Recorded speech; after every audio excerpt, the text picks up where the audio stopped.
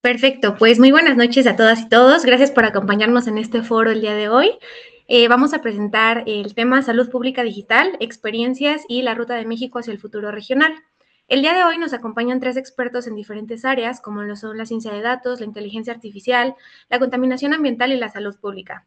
Antes de comenzar con las ponencias, quiero comentarles que su participación es muy importante para nosotros. Por favor, siéntanse en la libertad de escribir a través del chat cualquier duda o cualquier comentario que nos quieran compartir y nosotros nos aseguraremos de hacérselos llegar a cada ponente al terminar su exposición.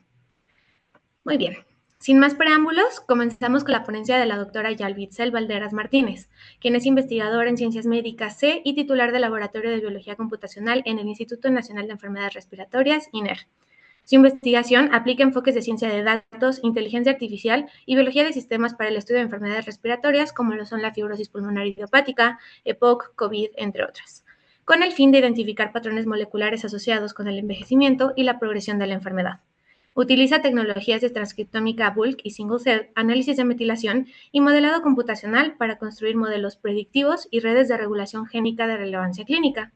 La doctora Valderas es miembro del Sistema Nacional de Investigadores Nivel 1 y participa activamente en redes y sociedades nacionales e internacionales dedicadas a la bioinformática, ciencia de datos y salud respiratoria, así como en iniciativas de divulgación y formación de talento científico en Latinoamérica. El día de hoy nos presentará de la bioinformática a la salud pública digital, integración de datos para la toma de decisiones en salud. Doctora Yalvi, es un honor para nosotros poder compartir este. Gracias. Agradezco enormemente que me hayan invitado para compartirles un poco de mi experiencia el día de hoy. Y bueno, pues siéntanse con la libertad de preguntarme lo que se les ocurra. En fin, bueno, em, una de las cosas que a mí me han gustado más es, si bien soy bióloga, es dedicarme al área de la bioinformática. Por el nombre y porque ahorita ya todo el mundo escucha cosas de la inteligencia artificial y así, seguramente piensan que esta debe ser un área muy actual, pero la verdad es que surge muy poco después de que se descubre lo que es la estructura del ADN en los 50. Por los 60 ya se estaba, en el momento en el que se estudia el ADN, ya se estaba planteando cómo el ADN podría ser, pues una molécula que guardaba información, ¿no? Y para entonces, pues las computadoras, pues apenas estaban al alcance de muy pocas personas, estaban principalmente, pues en centros de investigación grandes y así. Y realmente todavía, pues no existía ni los datos, ¿no? Que después empiezan a venir, ¿no? Cuando se empieza a estudiar esa información que se encuentra en el ADN, ni los métodos, ¿no? De qué se podía estudiar ahí, qué tipo de información podíamos sacar y qué tipo de metodología deberíamos de generar para ello, ¿no? Pero en los 60 hubo una representante que le decimos que es la, la primera, la madre de la bioinformática, la primera persona que se dedica en serio a estudiar la bioinformática y ella es Margaret Dayhoff. En su tesis de doctorado, ella por primera vez aplicó métodos computacionales y de hecho ella pues programó, aprendió a hacer programación para poder analizar datos de proteínas. Ella crea un programa que se llama ensamblador de secuencias de nuevo. Entonces, es interesante, estamos hablando por ahí de finales de los 50, de los 60. Piensen que en esa época ni se sabía lo suficiente de las proteínas, ni se sabía lo suficiente del ADN, ni se sabía suficiente de la computación, o sea, era como todo demasiado novedoso, ¿no? Pero hoy en día, o sea, a lo largo de todos esos años, y como por ahí vieron ya una línea en el tiempo, eh, se empezaron a acumular los datos porque se empezaron a encontrar nuevos métodos para encontrar esa información que se encuentra en el ADN. Y entonces las computadoras también empiezan, o sea, la tecnología computacional más la tecnología para el estudio de las moléculas, todo se empieza a conjuntar y surge el concepto de bioinformática. Previo a ello se hablaba de biología teórica, que este era un concepto que surge con los físicos. Eh, pero pero de ahí, o sea, eran físicos de personas egresadas del área de la física, ¿no? Entonces había personas de la física, personas de la química, ¿no? Eh, haciendo, aprendiendo de la computación y de las matemáticas, ¿no? Se empieza a meter gente del área de las matemáticas, la estadística, y se empieza a generar como este tipo de interdisciplina. Entonces, hoy en día son muchas áreas, todas en conjunto, tratando de crear pues esta nueva especialización en el área bioinformática, pero hay otros conceptos muy parecidos: biología computacional, informática biológica, biocomputación, incluso biología de sistemas, ¿no? Y seguro ya habrán escuchado también el concepto de ciencia de datos. Ciencia de datos, en este caso, pues aplicados a la biología. Lo que tienen en común, pues habrá pequeñas diferencias entre los conceptos y tal vez tiene que ver con el punto de vista de si la persona es egresada del área biológica o del área de la física, ¿no? Pero hay cosas en común, y es que los que nos dedicamos a este tipo de áreas normalmente no iniciamos, necesariamente con una pregunta en el cual nosotros planteamos un experimento. Muchas veces hay experimentales que diseñan experimentos con cierto fin, generan datos, y entonces nosotros lo que hacemos es, pues, ¿qué pasa si yo vuelvo a analizar los datos que generaron estas personas experimentales, pero con una visión distinta? Y entonces yo creo hipótesis nuevas a partir de datos, no necesariamente las hipótesis que pensaría un investigador que se dedica a la parte experimental. Entonces, eh, eso es algo interesante, ¿no? O sea, previo a la bioinformática, toda la investigación que se hacía en nuestra área, pues era siempre pensar una pregunta biológica, plantear pues una forma en cómo nosotros podríamos contestar dicha pregunta con un método, ¿no? Diseñar un experimento y probar, probar, probar, rechazar hipótesis y así hasta que se encuentra el mecanismo.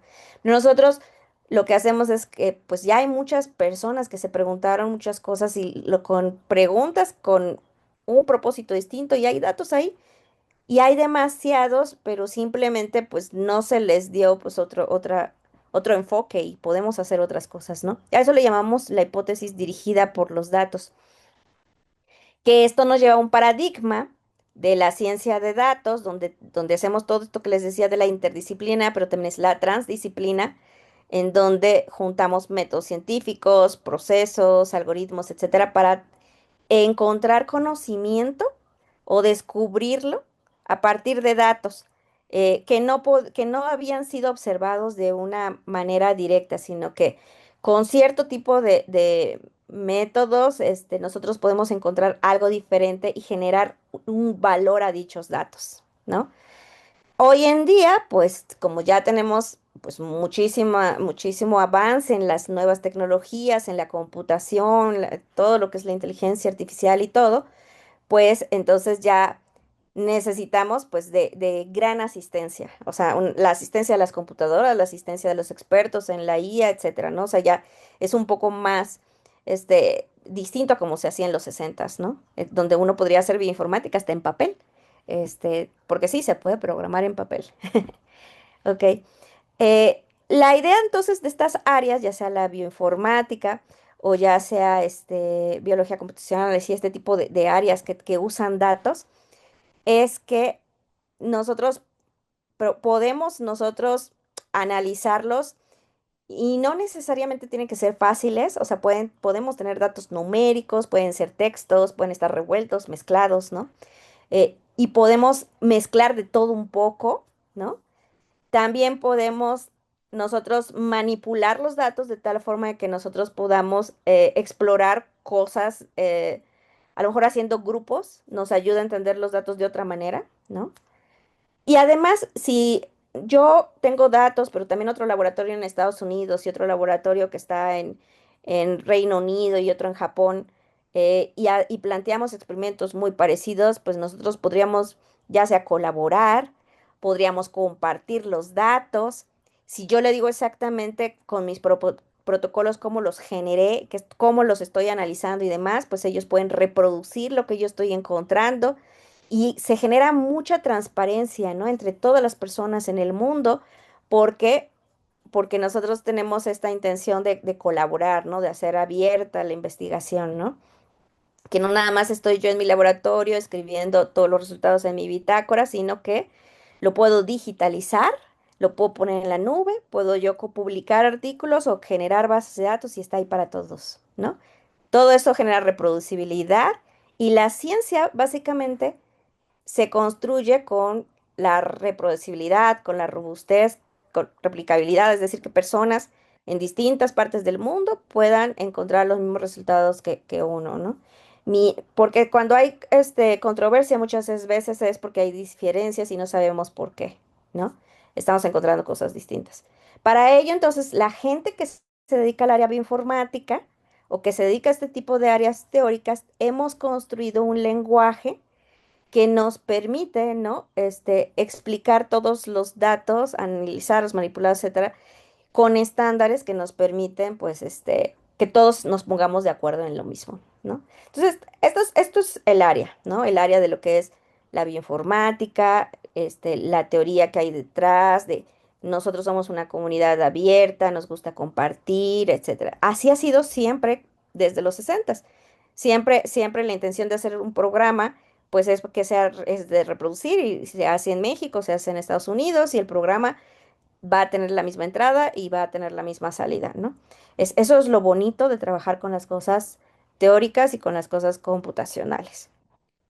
Em, entonces, nosotros, ¿para qué queremos todo esto? Entonces es, pues, porque hay datos. Los datos, como les decía, pueden venir del área biológica, el área médica, ¿no? Eh, y esos pueden estar estructurados o no estructurados. Tenemos que tener cierto entendimiento de cómo son. Y después, tal vez queramos explorar los datos, descubrir cosas que nos van a permitir tomar decisiones. Casi siempre una cosa que vamos a querer hacer con los datos, pues, es crear algún modelo para predecir algo, para optimizar algún proceso, o tal vez crear algo nuevo, tal vez queramos hacer un diseño, por ejemplo, crear un nuevo fármaco, ¿no? Tal vez queramos, no sé, eh, hacer inferencias que me permitan, no sé, pues crear una nueva vacuna, ¿no?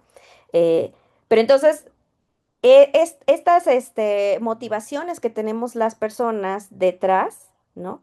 Se van a conseguir si nosotros entendemos pues todo lo que hay detrás, ¿no? Entendemos cómo son los datos, qué métodos podemos utilizar, etcétera. Y hay como que ya un camino a seguir que se ha ido creando, hay estándares que existen internacionales que se pueden seguir en todas partes del mundo. Y de hecho hay algunas personas que no nada más seguimos lo que existe, sino que además creamos y compartimos y que nos critiquen el método y que nos digan si estamos razonando bien las ideas o no, ¿no? En el área médica, por ejemplo, ¿dónde tenemos datos? Hay de muchas formas, podemos tener datos desde la historia clínica, podemos, no sé, hacer una tomografía y poder observar cómo se encuentran las imágenes, ¿no? Se pueden hacer análisis clínicos de todos los laboratorios, ¿no? Ahí hay muchos datos. Y con las tecnologías actuales, hoy en día, por ejemplo, yo traigo un reloj aquí que me está midiendo un montón de cosas, ¿no? Es un reloj inteligente, un smartwatch, ¿no? Hoy en día con todas las nuevas cosas que hay, todavía se pueden conseguir ya datos, pero ahora de manera personalizada. En mi área, que es la bioinformática, pero desde el punto de vista de lo que es la biología molecular, yo me dedico a una cosa que tiene que ver el estudio de las ómicas, ¿no?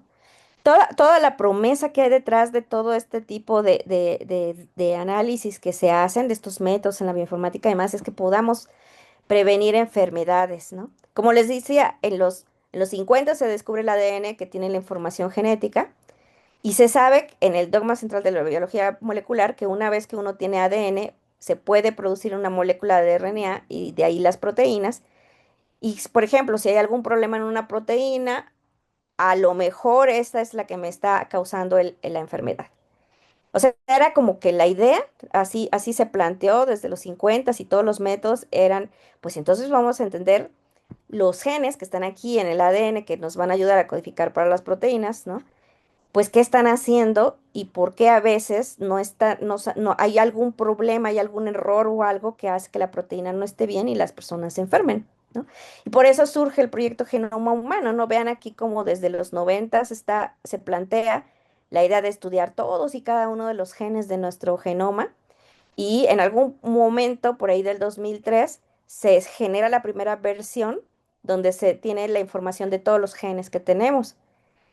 Sin embargo, esto era solo la punta del iceberg. Se dieron cuenta que de hecho muy poca información se pudo conseguir, bueno, muy poca con respecto a todos los problemas de las enfermedades que existen, ¿no? O sea, no todo puede ser explicado con el puro ADN, ¿no? O con el genoma y demás. Si bien hay proyectos exitosos en el mundo, como los de Reino Unido, que son biobancos donde han agarrado 500.000 personas, 100.000 personas, y se les ha extraído toda la información de su genoma, y no solo eso, colecciones de muestras, mediciones físicas, de estilo de vida, etcétera, etcétera. Y estos de Estados Unidos, que es muchísimas mediciones y genomas y demás. Aún así, no se logra entender, pues, por qué una persona necesariamente tiene una enfermedad. No sé por qué tiene una persona diabetes. Y se dice, pues, es que no todo está en el genoma, importan los hábitos, importa qué comen, cómo vives, si hizo ejercicio, ¿no? O sea, resulta que el ADN nada más es un cachito. Los genes que están aquí, en realidad, para pasar a la siguiente molécula de ARN, aquí hay procesos que se llaman de regulación y entonces aquí hay cosas que no entendemos y luego de RNA proteína otras cosas. Entonces, todo eso complica, ¿no? Porque no nada más había que estudiar una capa del dogma, sino que había que estudiar las otras y todas las interacciones posibles de las cosas que pueden pasar. Entonces, si bien al inicio la secuenciación estaba centrada solo en entender el ADN, se crean nuevos métodos, por ejemplo, para estudiar el RNA, que es el que nos va a ayudar, pues, si sí aparece el RNA, pues va a producirse proteína. A veces no se traduce todo, así se le dice cuando haces este paso, no todo el RNA va a llegar a proteína, o sea, no todo el RNA se va a convertir, se va a producir un RNA y no todo, por esta regulación que pasa por ahí, que es muy complicada. Y esos métodos también inician por ahí de los noventas, ¿no? Y conforme van pasando en el tiempo, van mejorando y empiezan a tener cada vez más información. Por aquí en el 2009, 2010 inicia una nueva tecnología le llaman de célula única, porque antes se tenía que estudiar, por ejemplo, todas las células de una biopsia al mismo tiempo, ¿sí? Muchas células a la vez para poder meterlos a estos secuenciadores y obtener la información. Pero hoy en día es posible agarrar la información célula por célula y obtener la secuencia de cada célula, ¿no? Resulta que nosotros ni siquiera conocíamos todas las células que tiene nuestro cuerpo. Recientemente se creó este consorcio que es el Human Cell Atlas, que dijo, no, pues si tenemos como 37 trillones de células en el cuerpo humano, pues vamos a tratar de entender una por una, ¿no? Y aquí esta es una slide antigua donde ya se veía que había 44 países participando, pero pues ahorita ya casi es todo el mundo y se están tratando de entender todas y cada una de las células de todos nuestros tejidos y con diferencias hasta por sexo, ¿no? Y por edad y demás.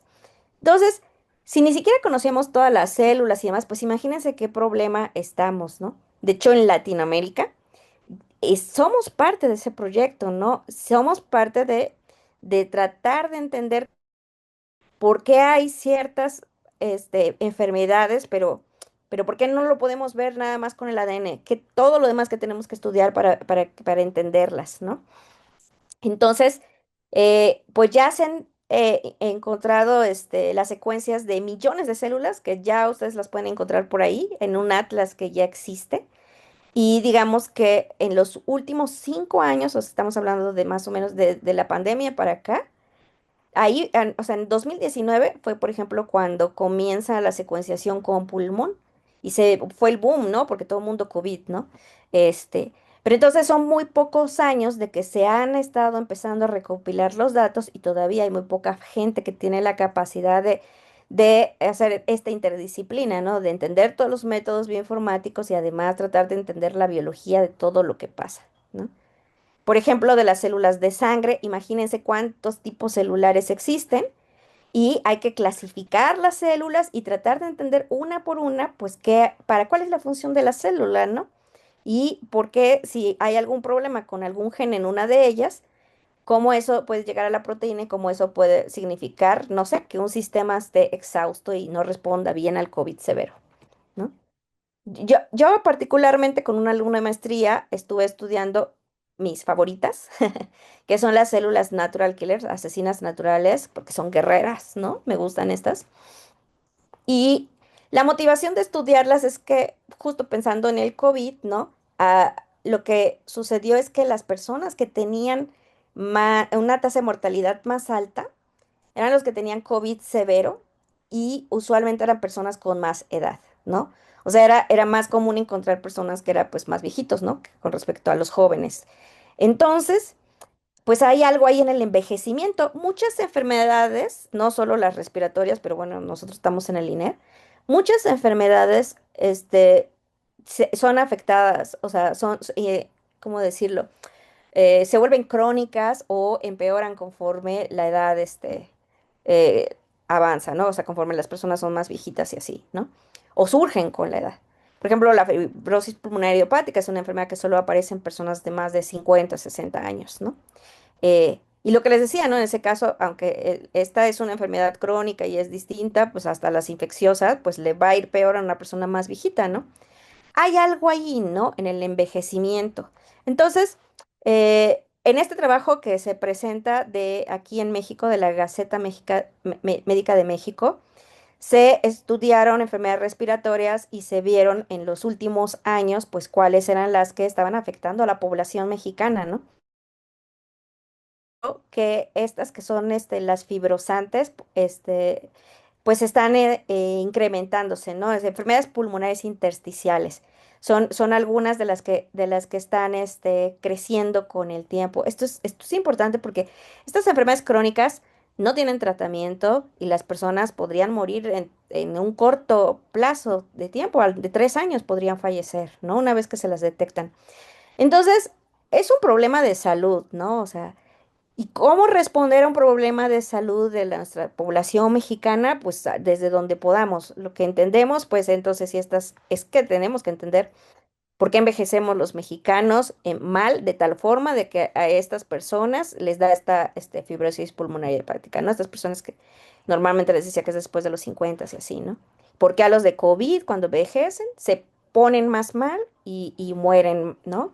Con respecto a jóvenes. Entonces, es porque eso, ¿no? O sea, tenemos una pérdida progresiva de la capacidad de adaptación conforme envejecemos. Y en el mundo se han estudiado pues los pilares del envejecimiento y hay muchas formas en cómo se puede estudiar, porque lo podemos estudiar, sí, desde el ADN, pero lo podemos estudiar, por ejemplo, en un área en particular, como es en el sistema inmune, ¿no? Entonces yo podría estudiar, por ejemplo, las células específicas del sistema inmune, como lo son, por ejemplo, las natural killers, y ver por qué hay algunas natural killers exhaustas que en los pacientes COVID eh, no están respondiendo correctamente, ¿no? Pero para yo entender qué pasa con los COVID, primero tengo que entender cuál es el envejecimiento natural, porque si no, pues no tengo un punto de comparación, ¿no? Entonces, solo para recordarles que en la sangre podemos encontrar estas células, hay muchas más. Aquí estamos estudiando solamente una proporción muy pequeña de ellas, pero que son importantes porque estas son las que eliminan las células senescentes, ¿no? Y son las que sirven también para vigilancia inmunológica. Cada una de las células tiene alguna función muy importante, ¿no? Y entonces, no nada más es como todas las células natural killers, hay poblaciones de células natural killers y algunas de esas poblaciones sirven para una cosa o para otra, ¿no? Entonces, en el envejecimiento, por ejemplo, ya se ha documentado que hay cambios importantes en número y función, por ejemplo, en la producción y secreción de citocinas, ¿no? Aquí, por ejemplo, en estas poblaciones de CD56 Bright versus CD56 B, pues algunas podrían estar disminuyendo, aumentando y así, ¿no? Entonces, pero ¿por qué pasa eso, no? O sea, al final, si yo tuviera todos los datos, por ejemplo, de la secuenciación, podría yo entonces separar a las poblaciones de las células y entonces ver cómo es que estas cambian a lo largo del tiempo.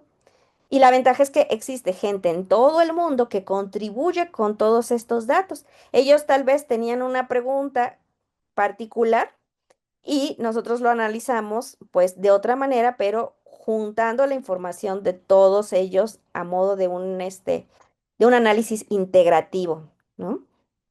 Yo lo que quería saber es si nosotros podíamos encontrar patrones. Patrones, es decir, que hay cierto tipo de respuesta que tienen las células asesinas naturales y que esa se observa con el envejecimiento cuando nosotros mezclamos la información de muchas personas. Cabe mencionar que los jóvenes, pues aquí pensamos que son personas de menos de 34 años, ¿no? Y aquí además hay una diferencia enorme entre los que son niños, pubertos y adultos jóvenes. Y luego tenemos adultos como de edad media y luego tenemos adultos mayores que ya usualmente tienen más de 60 años. Y ya hay estudios que muestran que hay picos importantes de cómo envejecemos o sea, esto todo el mundo lo sabe, ¿no? O sea, que empezamos a sentir esos cambios. No sé, yo cumplí 40 años y dije, chin, ¿qué pasó, no? Y después, ¿qué va a pasar cuando cumpla 60 y 80? Porque espero llegar más adelante, ¿no? Entonces, sí, ya sabemos que existen esas etapas y esas se pueden observar con todos los estudios que hay y con casi por ahí decía con magia, pero en realidad son métodos muy complicados. Nosotros podemos hacer análisis muy complicados y entonces poder decir, ah, ok, tenemos células de personas de todas las edades, de los jóvenes, de los viejos, muy mayores y de los adultos de edad media, ¿no? Y yo puedo clasificar todos sus natural killers.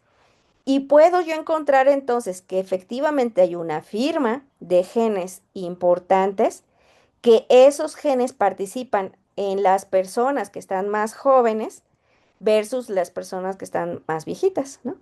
Yo puedo ver, por ejemplo, que ciertos genes solamente van a tener cierta función importante, pues en las primeras edades de nuestra infancia, ¿no? Y ya después ya no importa lo que hagan esos genes. Y va a haber algunas personas que cuando ya están llegando a la edad de los 80, hay cierta firma de ciertos genes o que después van a convertirse en proteína que se van a activar y van a estar participando versus las personas las personas más jóvenes que no tienen eso. Incluso puedo yo detectar personas de 37 años cuya firma se parece a la de un viejito de 80 años, ¿no? ¿Por qué lo sé? Porque todos estos datos están en estos repositorios internacionales, ¿no? Puedo yo estudiar gen por gen y ver exactamente, pues, qué está haciendo, ¿no? Y si me representa un tipo de celular, una población en particular. Y puedo ver a veces incluso esa caída, ¿no? De cómo ciertos genes ya no están participando cuando llegan a los 80, ¿sí? Si yo tengo la información de cada uno de estos genes, entonces con alguien que tenga dinero, podría ayudarme a crear un dispositivo médico fuera de detección rápida, temprana, y a lo mejor nosotros sabríamos en qué momento las personas están empezando a tener este tipo de caída, cierto tipo de genes, y les diríamos, cuídate. ¿Por qué? Porque ya te estás envejeciendo muy prematuramente, muy rápidamente o lo que sea. Y ¿sabes qué? Te recomiendo, no sé, lo que sea que en su momento sepamos que van a ser las estrategias anti-envejecimiento, porque a eso vamos, ¿no? eh, si retrasamos todo ese envejecimiento o al menos va más lento, pues esa caída en lugar de que se empiece a ver desde los 60, pues a lo mejor se va a ver hasta los 80 o los 100 años, ¿no? Vamos a tener una mejor calidad de vida evitando llegar a esas enfermedades crónicas respiratorias, ¿no? Bueno, algunos caen y estos que son marcadores clásicos crecen, bueno, crecen, o sea, es decir, se activan en el envejecimiento.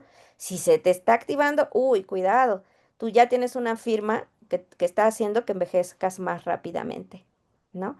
Entonces, sí, nosotros estamos encontrando esto. En algún punto nosotros quisiéramos llegar a entender exactamente cuál es el rol de cada una de estas proteínas para entender cómo es que se activan, se prenden en el envejecimiento, ¿no? Y cómo estas participan en algo que le llaman el inflammaging, ¿no? O sea, como esa inflamación crónica que viene cuando nosotros envejecemos, ¿no? ¿Por qué algunas personas, necesitan zinc? ¿Por qué los viejitos no tienen lo suficiente y está ayudando a generar, pues, nosotros podríamos agarrar entonces la información de las secuencias de los mexicanos, podríamos ponerlo a disposición y no solamente estaríamos analizando la información que están generando otros países, sino estaríamos estudiando la información del mexicano. Y entonces nosotros tendríamos más información para la toma de decisiones. Si todo esto se pudiera hacer persona por persona, pues podríamos llegar a la medicina personalizada y en algún punto decirle, oye, ten cuidado con esto y lo demás, ¿no? No es fácil porque todo esto cuesta mucho dinero. En México tenemos muy pocos repositorios públicos porque la mayor parte de los datos no se generan en México, se generan en otros países porque todo este tipo de tecnologías son muy caras.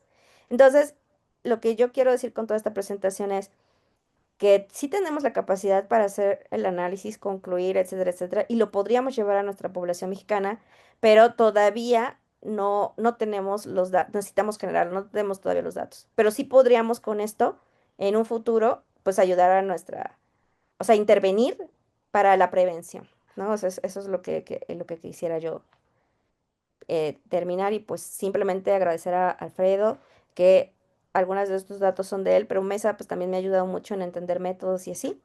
Y pues ya todo el trabajo que yo hago lo he hecho gracias al INER y asimismo he recibido financiamiento de distintas instancias como lo es pues el CONACYT.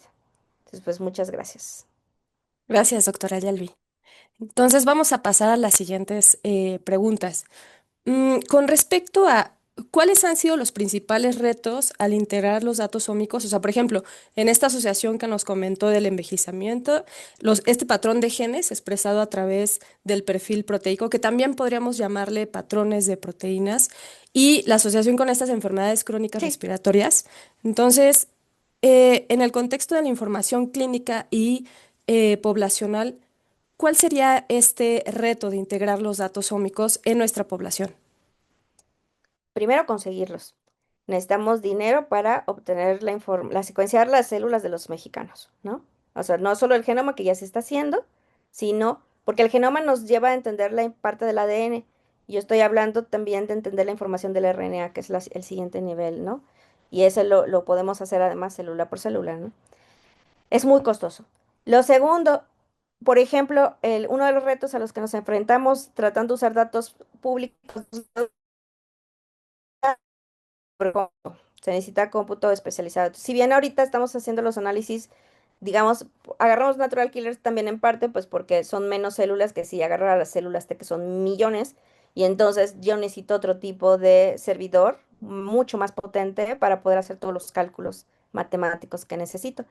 Entonces, debería ser relativamente accesible, o sea, que el gobierno o quien sea que quiera ayudarnos a financiar este tipo de cosas, pues que nos proporcionara pues también todo el cómputo necesario para hacer las integraciones, ¿no? El dinero para la secuenciación y el supercómputo para los análisis. Ok, ahora en el contexto de seguridad y privacidad, mm, ¿cuáles crees que serían los desafíos que enfrentan garantizar la privacidad y seguridad de los datos, especialmente en los datos genómicos? Esa es una excelente pregunta, porque todos están trabajando a nivel mundial, toda la regulación es, eh, de cómo los datos ómicos. Fíjense, la mayoría de estos datos que yo consigo están disponibles, pero a veces o sea, lo que hacen es darte como la matriz de cuentas, que son como ya los números de cuántas veces se expresa un gen, pero no te dan la secuencia per se. Lo hacen por privacidad del donador, del donante, porque si no, entonces tú tendrías un cachito de su secuencia de información, de su información genética, ¿no? Entonces, pero lo que se hace usualmente es generar convenios en donde solamente cierto tipo de personas, como nosotros, los que nos dedicamos al análisis, podríamos tener acceso y obviamente nos comprometemos con lo que son toda la regulación y las leyes a no distribuir, compartir ni nada en lo absoluto. De hecho, siempre se tienen que anonimizar todas las muestras, pero por si acaso se tratara o sea, identifican, pero si se tratara de rastrear alguno, eh, eh, puede haber un proceso en el cual no cualquier persona tenga acceso directo a las secuencias, clónicas.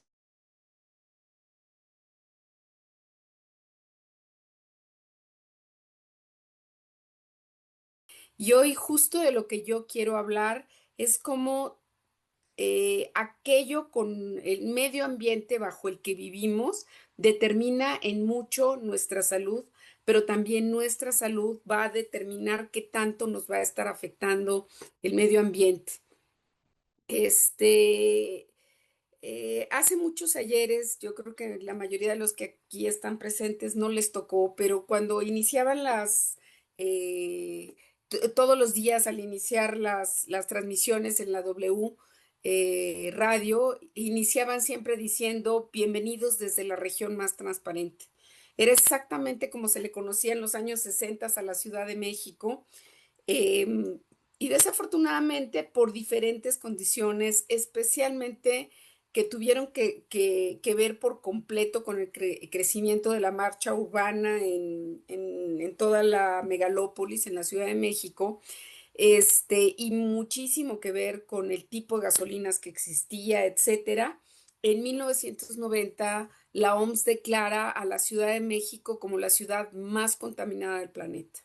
Y justo ahí es donde yo llego al INER en esas fechas, y esta gran preocupación que inicia, eh, literalmente porque en las mañanas amanecían los pajaritos muertos en las plazas. Entonces, en ese momento, en la Ciudad de México, se inicia un movimiento muy fuerte para tratar, primero por una parte, de medir a estos contaminantes y posteriormente empezar a hacer acciones para mitigar la calidad del aire, para mejorarla y evitar estos daños, ¿ok? Entonces, creo que algo tremendamente importante que quisiera yo decirles es que esto ha cambiado y ha cambiado de una manera muy importante en la Ciudad de México. Nosotros iniciamos desde 1990 no solo a estudiar el efecto que los contaminantes generan en la salud humana, sino también iniciamos a hacer fuertes programas para disminuir la cantidad de contaminantes presentes en el ambiente.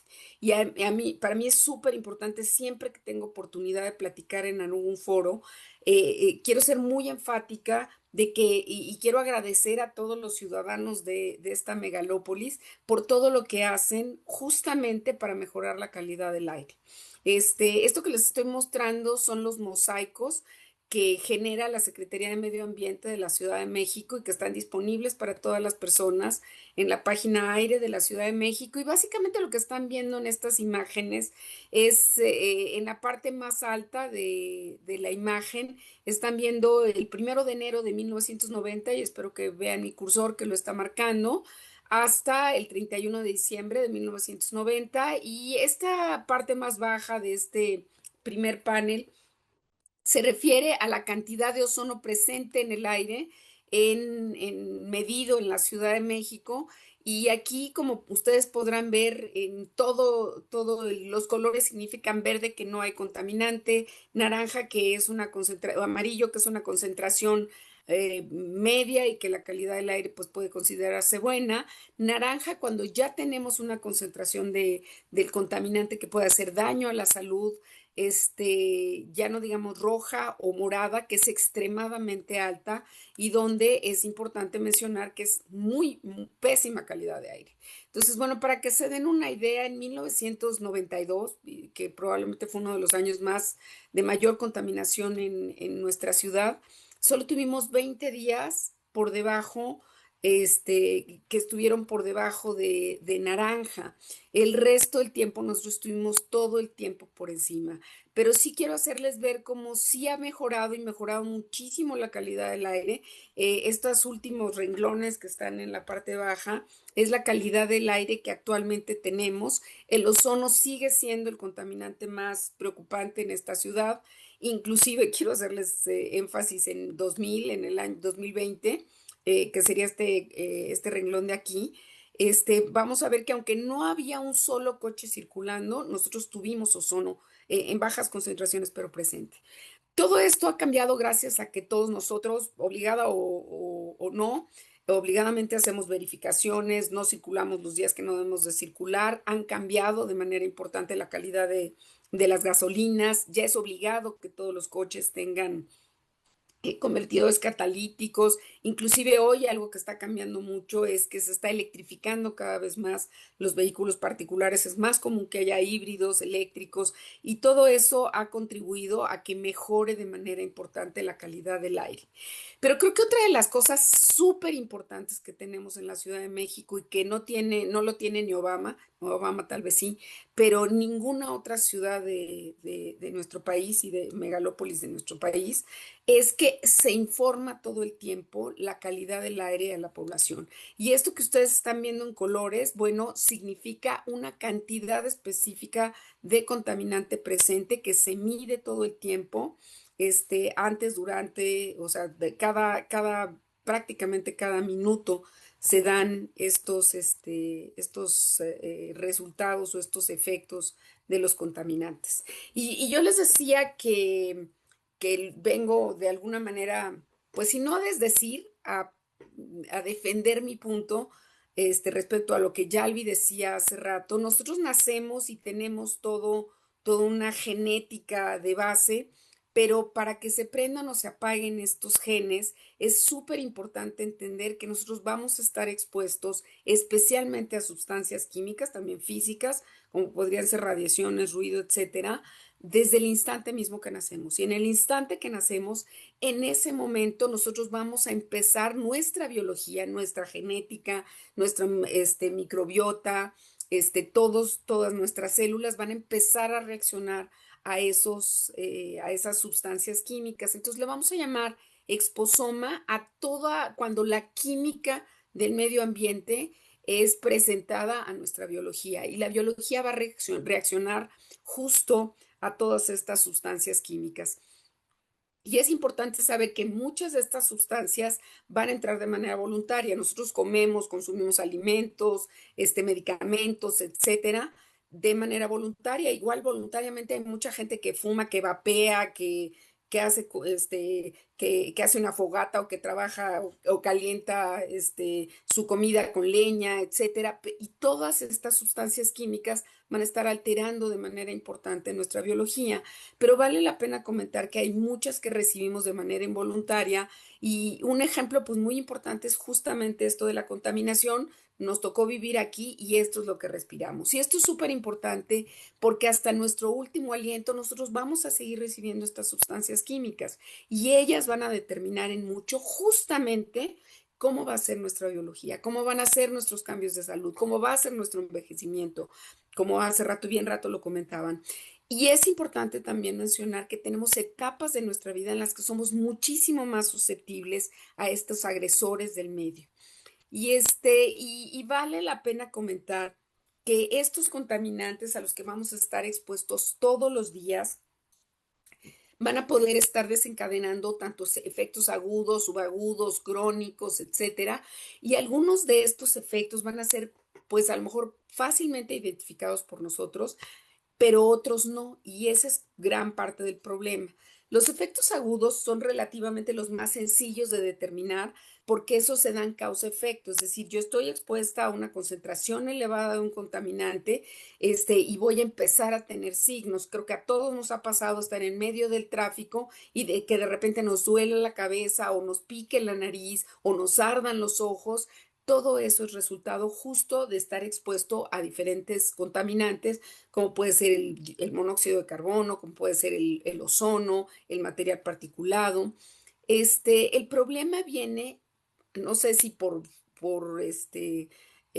suerte o por desgracia, a que nuestro cuerpo se va a ir adaptando justamente a estar expuesto y vamos a dejar de percibir parte de estos efectos agudos y vamos a empezar a presentar efectos mucho más crónicos, como podrían ser inflamación, que hace rato platicaba Yalvi, vamos a tener problemas en el control inmunológico, de manera tal que vamos a tener más infecciones, y ahora se sabe que a largo plazo va a generar enfermedad obstructiva crónica del adulto, cáncer, inclusive cada día más asociado a enfermedades metabólicas, a neurodegenerativas, enfermedades mentales, depresión, autismo, etcétera.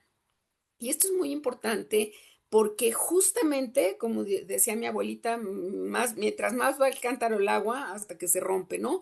Y mientras más estamos expuestos a estos contaminantes, más posibilidad tenemos de empezar a desarrollar alergias, sinusitis, infecciones, dermatitis, daño, por supuesto, una vez que han entrado pueden llegar, solo quedarse a lo mejor en las vías aéreas o realmente traslocar hacia la sangre y de ahí llegar al cerebro, al hígado, al pulmón, al riñón, y empezar a generar daños muy importantes a nuestra salud. Y bueno, justo un punto creo que importante comparado precisamente o haciendo alusión a lo que Yalvi platicaba hace rato. Por una parte, esa exposición a estos agresores ambientales van a empezar a hacer que nuestro sistema inmune empiece a generar diferentes respuestas. Nosotros los llamamos perfiles. Y entonces hoy sabemos perfiles inmunológicos que, por ejemplo, los gases irritantes como el ozono, dióxido de nitrógeno, como el dióxido de azufre, etcétera, van a generar patrones tipo TH1, este, algunos como los aerobiológicos, los pólenes, lipopolisacáridos, etcétera, tienden inflamatorios que se asocian más con asma, con alergias, con EPOC, etcétera, mientras que vamos a tener las partículas ultrafinas que se han asociado mucho ya con enfermedades cardiovasculares, metabólicas, problemas ya en cerebro, etcétera. Y esto es importante porque además no todos tenemos el mismo sistema inmune, especialmente si yo estoy hablando de una persona que, como bien Yalvi comentaba, a lo mejor ya es una persona de edad avanzada que trae consigo ya muchas enfermedades crónicas que va a ir arrastrando a través de su vida y ellos van a responder de una manera totalmente distinta a los contaminantes. Y esto es importante, pues justo para estar pensando que aunque todos respiramos el mismo aire, no todos vamos a tener exactamente el mismo efecto sobre la salud. Y justamente por eso yo les decía que hay poblaciones que son mucho más susceptibles. Vamos a encontrar que en los extremos de la vida van a ser más susceptibles en el caso de los niños muy pequeños porque aún no han desarrollado muchos de los mecanismos de defensa contra estos agresores. Y en el caso de los adultos mayores, por esto que yo les platicaba, vamos perdiendo parte de esa capacidad y además se van acumulando, se van bioacumulando algunos de estos contaminantes y los efectos que van dejando. Desde luego las personas gestantes, no solo por sí mismas, sino por el ser nuevo al que están formando. Pero yo quiero hacer mucha alusión a otros grupos poblacionales que son también muy vulnerables. Desde luego cualquier persona que tenga una enfermedad crónica, cardiovascular, respiratoria, metabólica, y personas sobreexpuestas. Aquí pueden ser jóvenes, guapos, simpáticos, pero personas que están mucho tiempo al aire libre. Por ejemplo, un repartidor de comida rápida, que pueden estar 10, 12 horas en una bicicleta corriendo junto a las fuentes originarias de esos contaminantes.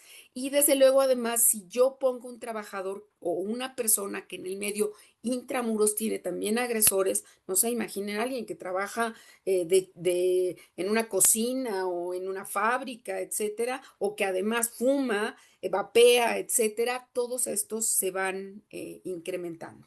Entonces, de lo que básicamente les quiero platicar justamente es algo que en la Ciudad de México tenemos y que no tiene el resto del país. Ya se están movilizando, ya muchas otras entidades están empezando a hacerlo, pero quiero comentarles y ojalá que algunos de los que me estén escuchando tengan en sus dispositivos, en sus smartphones, en sus teléfonos inteligentes, ya incorporada la aplicación de aire de la Ciudad de México. La aplicación de aire de la Ciudad de México existe hace 15 años y no sé cuántos de los que están aquí presentes la usan, pero es una aplicación, la actual que existe ahorita, que es informativa. Nos da en tiempo real, en el lugar en el que estamos, cuál es la calidad del aire. También nos dice cuál es la calidad predictiva. Yo les mostraba los mosaicos. Nosotros tenemos más de 25 años de hacer una medición validada, calibrada, certificada, etcétera. Así que es de excelente calidad. Por eso es que podemos saber cómo va a ser la calidad del aire al día siguiente a partir de estos inventarios, a partir de saber cuáles las condiciones meteorológicas, si va a haber lluvia, si va a haber vientos, si se van a disipar o no. Y esta aplicación que hasta hoy tenemos es informativa netamente, pero justamente de lo que les quiero platicar ese proyecto que justo con el INER estuve liderando y que David Escudero estuvo trabajando también conmigo, es justamente la nueva aplicación Aire de la Ciudad de México, que ya es una aplicación interactiva. ¿A qué se refiere esto? A que ya no solo el gobierno de la Ciudad de México, porque es la SEDEMA quien ofrece el servicio, no solo informa la calidad del aire, sino que ahora estamos involucradas otras instituciones como es el Instituto Nacional de Enfermedades Respiratorias, el Centro de Ciencias de la Atmósfera de la UNAM, el dermatológico Ladislao La Pascua, y ahora, además de dar esta información, se está dirigiendo especialmente a las personas susceptibles, pero es para todos los habitantes de la megalópolis, pero hace especial alusión justo a estos grupos vulnerables, donde, pues desde luego, como yo les decía, niños menores de 5 años, a personas con enfermedades crónicas, a personas gestantes, a personas mayores de 60 años. Y la idea específica de esta nueva aplicación, como yo les decía, que ya se está haciendo con varias organizaciones participantes, es justamente que las personas no solo puedan consultar la calidad del aire, sino que a partir de un cuestionario que ahorita les voy a mostrar, van a poder determinar cuál es su susceptibilidad a estos contaminantes y van a recibir mensajes personalizados, solo si ellos lo quieren, para poder prevenir algunos daños a la salud, de manera tal que así como nosotros usamos el Waze para saber por qué camino va a haber menos tráfico o es más seguro o cualquier otra cosa, esta aplicación permite a las personas empoderar a tomar decisiones personalizadas. Entonces, esta aplicación que dicho sea de paso, les digo que ya está lista, pero que todavía no se ha lanzado, eso ya es por una cuestión gubernamental. Primero que nada va a tener un registro inicial, en el cual van a pedir, si la persona lo quiere, solo si se quiere registrar, una sección de datos generales, una sección de hábitos y una sección de padecimientos o de vulnerabilidades de salud que le ponen en mayor riesgo. Entonces, la sección de datos generales tiene que ver con la edad que tienen, se pide el peso y la altura para determinar el índice de masa corporal, que desde luego esto puede ser un riesgo importante, si la persona está gestante y en todo caso en qué tercio de la gestación está, en el caso de los hábitos, si fuma o le fuman cerca o vapea o cocina con leña, etcétera, y en todo caso, si fuma como tal, qué índice tabáquico tiene, y aquí quiero incluir marihuana, flores o lo que sea que se fumen, todo hace exactamente el mismo daño. La otra tiene que ver con si dejaron de fumar, cuándo dejaron de fumar, si conviven con personas que fuman o vapean, y finalmente si hacen ejercicio al aire libre, si hacen ejercicio en lo general, que esto sería positivo, y qué tipo de actividad, bueno, si es al aire libre, que es de las cosas. Y finalmente, como yo les decía, también a partir de todo un estudio que se hizo de enfermedades que están asociadas directamente con la contaminación ambiental, hay una serie de opciones de enfermedades respiratorias crónicas, de enfermedades cardiovasculares y metabólicas, inclusive algunas como el mismo COVID o las influencias, que durante 6 meses dejan una condición que se llama hiperreactividad bronquial, donde las personas son mucho más susceptibles que el resto de la población. Entonces, una vez que finalizan esta aplicación, les pone un nivel de susceptibilidad, de manera tal que, por ejemplo, cuando yo les digo que hay una contingencia, es porque hay muy mala calidad del aire para cualquier persona que habita en la Ciudad de México. Bueno, aquí la idea es que se les manden mensajes de recomendaciones de cuidado para la salud, inclusive mucho antes, sin que nos esperemos a que haya una contingencia, sino en concentraciones que para estas personas susceptibles pueden ser pues un riesgo como tal. Y entonces estas recomendaciones tienen una iconografía que puede ser fácilmente entendida por la población y son sugerencias, no es así de no te salgas de tu casa, sino las condiciones son buenas, puedes hacer ejercicio al aire libre o si no hay una buena condición, trata de reprogramar tus actividades para que no estés expuesto, ¿no? También es importante que menciona la radiación ultravioleta. En la Ciudad de México tenemos concentraciones altísimas todos los días de radiación ultravioleta. Y justamente dice las horas y las recomendaciones que deben de usarse cuando tenemos por el color también el tipo de protección que se tiene que dar durante estos momentos. Y vale la pena también comentar que va a tener registro para al menos 2 personas más. Por ejemplo, yo si quiero registrar a mis papás, que ya son personas de la tercera edad, o tengo un hijo chiquito que no puede registrarse, entonces yo lo registro y de esa manera también puedo estar recibiendo las notificaciones de mi persona querida. Y va a tener además toda la información del no circula, todo lo que es avisos de privacidad, legales, etcétera, por el manejo de datos. Y algo nuevo que no se había tenido y que nuevamente muy pocas ciudades en el planeta lo tienen es el nivel de pólenes, y va a decir también en semáforo cuáles están más presentes en diferentes lugares de la ciudad, y también recomendaciones para saber si, por ejemplo, alguien sale con un cubrebocas o se cubre los ojos para evitar las alergias por este tipo de alergenos como son los pólenes. Y bueno, tanto el índice de calidad de aire y salud, el pronóstico para el día siguiente. La idea es que tenga un geolocalizador, espero que ya lo tienen, nada más que el servidor es caro, para que nos diga exactamente la calidad del aire en donde estamos parados. Y como yo les decía, todas estas recomendaciones para cada uno de los grupos vulnerables, y notificaciones sí, solo si las personas así las quieren. Por ejemplo, 1, 2, 3 mensajes a partir de ellos, para que tome recomendaciones las personas, ya no obligatorias como son las contingencias, que esto va a seguir. Yo quiero ser muy insistente, esto es solo adicional a lo que está normado y a lo que tiene una implicación legal.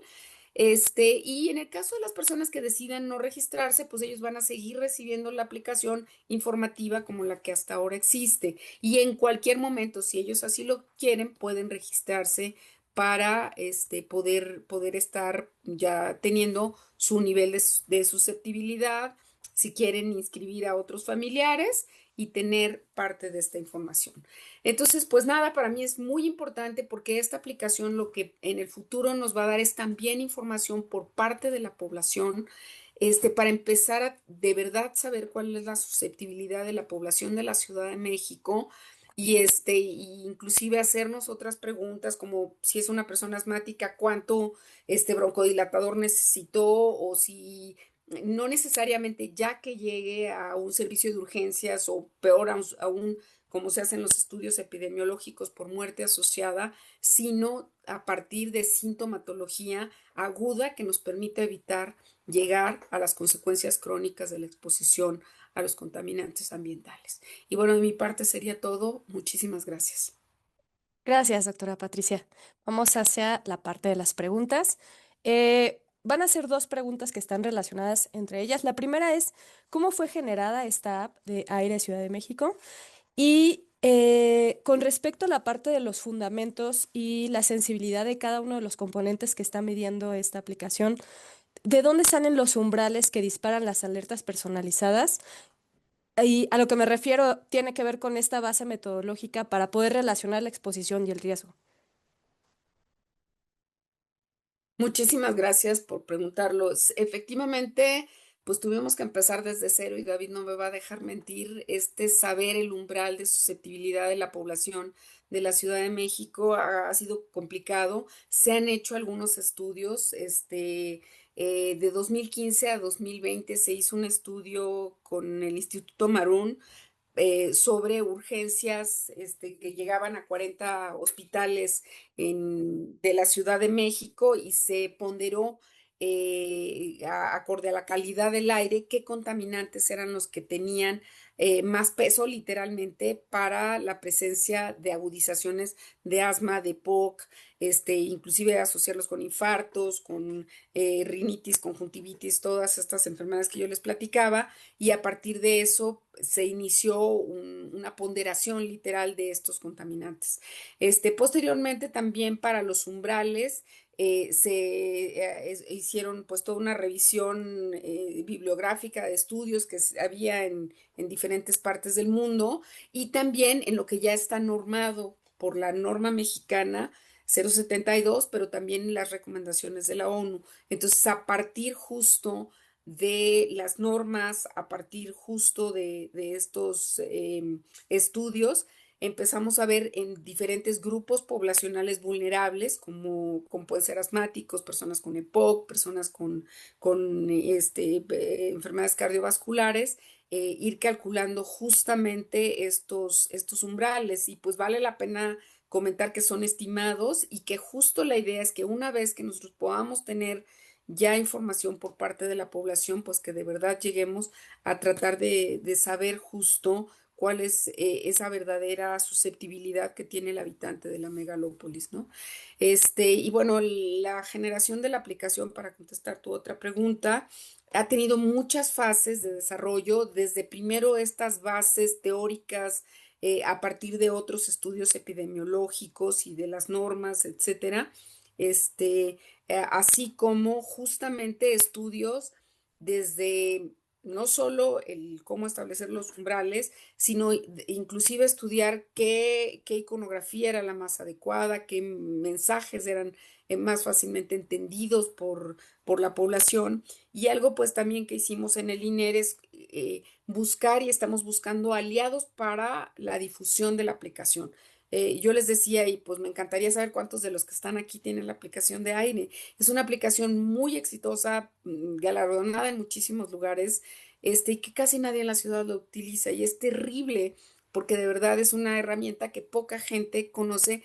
Yo siento que es porque les falta difusión. Y entonces hoy lo que estamos buscando es aliados en promotores de la salud. Hemos hecho talleres con profesionales de la salud de toda la megalópolis, con ¿cómo se llama? Con educadores, que yo creo que esto es importantísimo. Ahorita ya hay un programa por parte de la Secretaría de Medio Ambiente de todo lo que serían banderines escolares. Los maestros, todos ellos nos están ayudando también a que los papás, las mamás, los niños aprendan cómo cuidar su salud como tal y también en la población general. Entonces se han hecho estudios muy importantes de inclusive hasta la percepción de estos mensajes y de la utilidad que podría tener una aplicación como esta para cuidar la salud, para prevenir daños a la salud. Espero haber contestado tus preguntas. Muchas gracias. Vamos a otra pregunta rápidamente y tiene que ver con los retos en colaboración con otras instituciones o disciplinas para lograr la integración de en este caso práctico sería la aplicación. Entonces, ¿cuáles son los retos que usted ha encontrado en esta colaboración con las instituciones y además los retos que ha encontrado en la obtención de la información, ¿no? Específicamente para la población de Ciudad de México?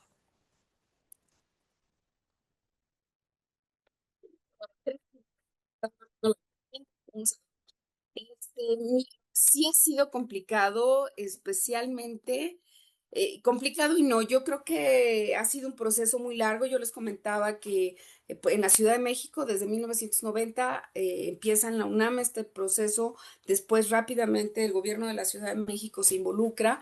Y posteriormente diferentes,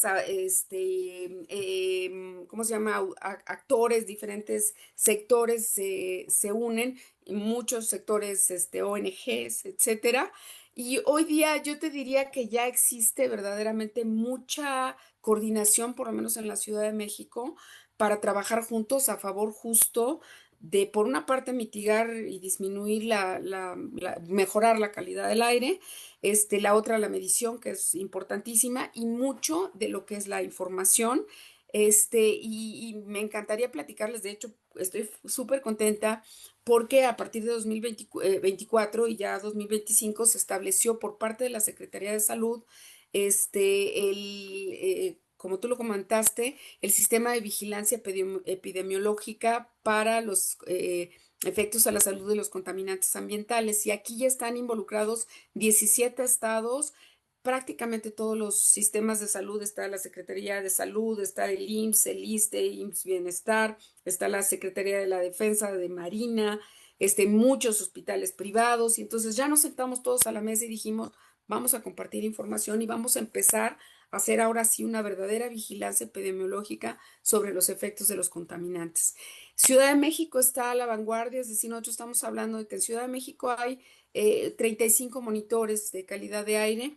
En algunos estados hay uno, en todo el estado, para que se den una idea, pero ya todo el mundo está dispuesto para estar trabajando. Creo que lo más difícil ha sido justo esta parte de empatar las cosas locales, federales, estatales, las normas, pero ya se hizo, ya el índice de calidad de aire y salud ya es unificado para todo el país. Entonces creo que ya vamos muy en camino. Hoy justamente estamos haciendo ya para Monterrey un esfuerzo parecido de la aplicación aire y de toda esta parte. Y muchos estados están empezando, literalmente ahorita apenas están empezando, nosotros empezamos en 1990, pero creo que lo más importante es que hay mucha exposición de todos los sectores de la sociedad, y bueno, pues complicado, como yo les decía, empatar estas información y todo eso, pero hay la mejor de las voluntades, entonces la verdad es que yo estoy contentísima por eso, ¿no? Porque justo después de ya 35 años de estar cada quien primero haciendo cosas por separado o ya están sentados a la mesa casi todos los sectores para poder trabajar. Y hay mucho por hacer todavía, mucho.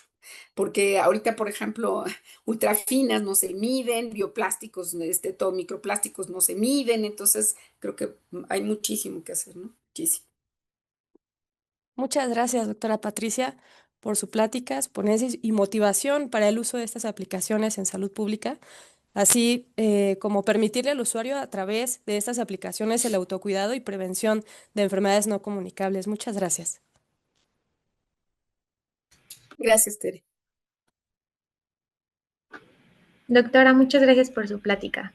Ahora continuamos con la ponencia del doctor David Escudero García, quien es médico por la Universidad de La Salle y científico de datos por el INTAB. Actualmente es coordinador de la Unidad de Ciencia de Datos del INER y miembro del Comando de Datos de la Dirección General del IMSS Bienestar. El día de hoy nos acompaña con su ponencia titulada Panorama de México en Salud Digital. Doctor, muchas gracias por estar aquí con nosotros el día de hoy. Le cedo la palabra. Bueno, muchas gracias, doctoras, por su plática. La verdad es que para mí, además de siempre escucharlas, es un placer. También es un honor pues, poder compartir a veces espacio con ustedes y también ver de cerca su trabajo y tener un poquito la oportunidad de ofrecer espacios para que puedan, o para que el resto de la población pueda escuchar todo lo que hacen, todo lo que han aportado y pues ahorita yo voy a hablar un poco acerca de cuál es el panorama de México para poder adoptar este tipo de tecnologías, para poder empezar a hacer más este tipo de investigaciones y sobre todo pues que lleguen a la población. Entonces voy a hablar acerca de México, de las iniciativas que ha hecho nuestro país, porque estamos hablando del sector público y tenemos pues yo siempre digo la fortuna de que en México se está buscando tener un sistema de salud público, se está priorizando y pues bueno, vamos a hablar un poco de ello. Y es que en los últimos 2 años, aunque parezca que no, México ha acelerado la transformación digital del sistema público de salud, ha integrado tecnologías de la información y comunicación, las famosas TICs, pero sobre todo para mejorar el acceso y la calidad a la atención médica. Se han impulsado iniciativas en telemedicina, en expediente público electrónico y en aplicaciones de salud digital, como la que ya platicó también la doctora, esto para disminuir brechas de cobertura de acceso a salud, sobre todo o especialmente en zonas desatendidas o tradicionalmente desatendidas. Aproximadamente 78% de los hospitales públicos en el país ya cuentan con acceso a Internet y la famosa teleconsulta ya se ha vuelto cada vez más común. Casi aproximadamente un 45% de los médicos encuestados en varios estudios eh, aceptan haber estado o participado en consultas virtuales. Pues vamos a hablar un poco acerca de la situación de México en el sector y para ello vamos a empezar a hablar de la transformación digital en salud. Y es que, otra vez, aunque parezca que no, México está llevando a cabo el proceso de digitalización más ambicioso que ha llevado, por lo menos en la historia reciente, en el ámbito de la salud pública. El gobierno federal, a través de la recién creada Agencia de Transformación Digital y Telecomunicaciones, lanzó una estrategia para simplificar y digitalizar algunos trámites. La meta es reducir hasta el 50% de los procedimientos burocráticos, digitalizar 80% de los procesos públicos, esto para hacerlos más accesibles en línea. Y la pieza fundamental para ello es la llave MX, que es un sistema nacional de identificación digital que permite a los ciudadanos realizar trámites gubernamentales de forma rápida, segura, sin necesidad de los documentos físicos. Y esta herramienta de identidad única, pues va a sentar las bases para el desarrollo de lo que va a ser eventualmente el expediente clínico digital unificado, en donde se va a integrar la información de salud de los usuarios con todas las instituciones públicas. Y en paralelo, las instituciones de salud están innovando también para acercar los servicios médicos a toda la población. Por ejemplo, el IMSS, el Instituto Mexicano de Seguro Social, que además atiende a más de la mitad de la población, ya puso en marcha un programa que se llama Cédula Digital en Salud, que es una plataforma que pues moderniza el acceso a los pacientes a su información médica. Y esta herramienta que fue reconocida este mismo año, 2025, con el primer lugar en innovación tecnológica en el sector público, pues va a permitir que hasta 54 millones de personas que son derechohabientes del IMSS, pues consulten su historial clínico de los últimos 3 años. Estamos hablando de consultas, recetas, estudios de laboratorio, evolución de signos vitales, desde su teléfono, desde su computadora o desde donde naveguen en Internet.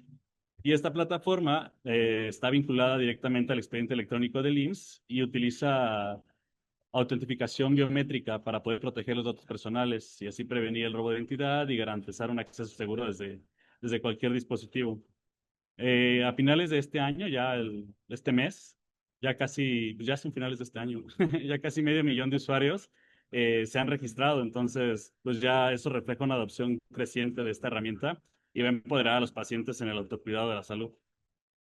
Eh, Durante la pandemia, la famosa pandemia, que sigue todavía teniendo sus frutos y sus problemas, pues impulsó un cambio cultural hacia la adopción de estas soluciones digitales. Al inicio había una resistencia a estas herramientas digitales, pero ya se ha disminuido por necesidad y se observa una mayor confianza en tecnologías como la telemedicina, que como lo comentamos ya se ha cuadruplicado desde el 2018 y y las recetas digitales ya creció hasta 3.5 veces en el mismo periodo. Pues esto nos indica que tanto médicos, pero sobre todo los pacientes, ya están incorporando estas nuevas modalidades de atención remota, lo cual pues agiliza la comunicación y hace que el seguimiento sea continuo, sin requerir desplazamientos físicos, sobre todo. Entonces, la transformación digital en el país está avanzando con la integración de plataformas centradas al usuario, como lo comentamos, la reducción de la burocracia y la mejora de la eficiencia clínica.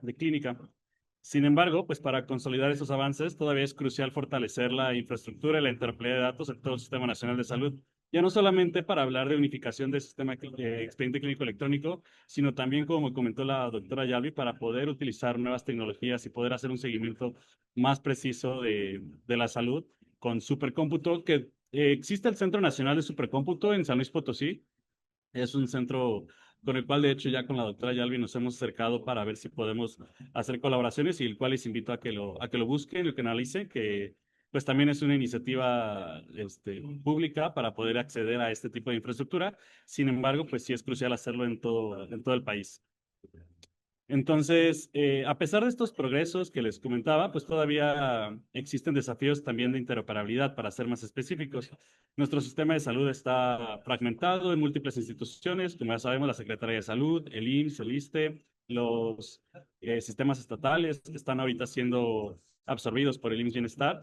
Y esto históricamente ha significado que la información esté diversa y esté poco comunicada entre sí. Esta disparidad, pues, hace que se dificulte el cambio de información, que en muchos casos es el expediente clínico electrónico de una entidad, no pase a otra, no sea accesible a otra, inclusive aunque el paciente o la población se traslade. Y en México existen más de 100 sistemas de expediente clínico electrónico, que ya de por sí son bastantes, tanto públicos como privados. Sin embargo, una pequeña minoría cumple con la norma oficial mexicana, que es la que establece los estándares de interoperabilidad para registros electrónicos. Y es una norma que aún así la última actualización que tuvo fue en el 2013, entonces también es una norma que ya se le tiene que dar una actualización y cumplen con esta misma, ¿no? Entonces, esta ausencia de estándares ha limitado la integración eficaz de los expedientes clínicos electrónicos a nivel nacional. Eh, Sin embargo, en términos de conectividad, se han empezado a dar pasos importantes, pero persistentes. Como les comentaba, 70% de los hospitales México tienen acceso a Internet. Sin embargo, únicamente 43% de las clínicas rurales tienen acceso al mismo. Esto pues, nos habla de una brecha digital entre las comunidades urbanas y las comunidades rurales.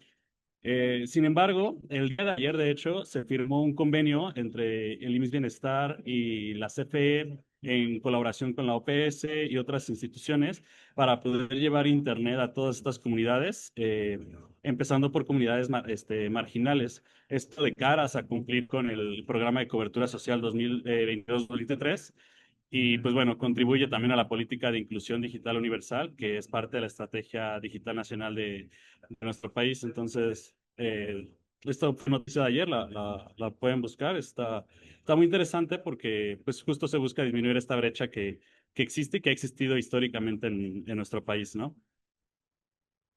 Esto nos va a llevar a tener una infraestructura digital pública, unificada y sobre todo con ciberseguridad para poder hacer que nuestros sistemas sean escalables, sean perdurables y que tengan interfaces que sean amigables para los usuarios. Eh, Otra de las cosas o que se tiene que hablar cuando hablamos de transformación digital, pues es el uso de la inteligencia artificial en salud pública. Y es que aunque en México parezca que no se están haciendo esfuerzos, ya se ha empezado a utilizar distintas herramientas que cumplen con distintos principios de inteligencia artificial en salud, sobre todo tres fundamentales, que es el uso ético de las herramientas, que sea seguro, confiable y sobre todo equitativo, que es muy importante, y que sea sostenible en la atención médica, o sea, que no sea una solución que solamente cumpla un cierto propósito, sino que se pueda mantener a lo largo del tiempo. En el Congreso, pues ya están discutiendo propuestas para reformar la Ley General de Salud a fin de incorporar algunas disposiciones sobre tecnologías digitales avanzadas y estos planteamientos, pues buscan establecer este marco legal que permitan que estos tres fundamentos sean una realidad, ¿no? Entonces, pues ahí por lo menos las propuestas legislativas que existen actualmente, pues marcan un camino para que en México, que la intención de México sea regular la inteligencia artificial antes de un despliegue masivo, ¿no? Podamos realmente entender qué es lo que estamos haciendo, para qué, para poder llevarlo a la población y no aumentar las brechas sociales, que como vimos es uno de los temas que aún estamos atendiendo. Hay varias instituciones públicas que sí ya han empezado a experimentar con aplicaciones concretas de IA. Por ejemplo, Código Lactancia, que es una plataforma que se lanzó este año por el INSP, el Instituto Nacional de Salud Pública, que trata de proteger la lactancia materna y es que utiliza algoritmos de inteligencia artificial para rastrear, identificar y denunciar automáticamente la publicidad de fórmulas infantiles en medios digitales.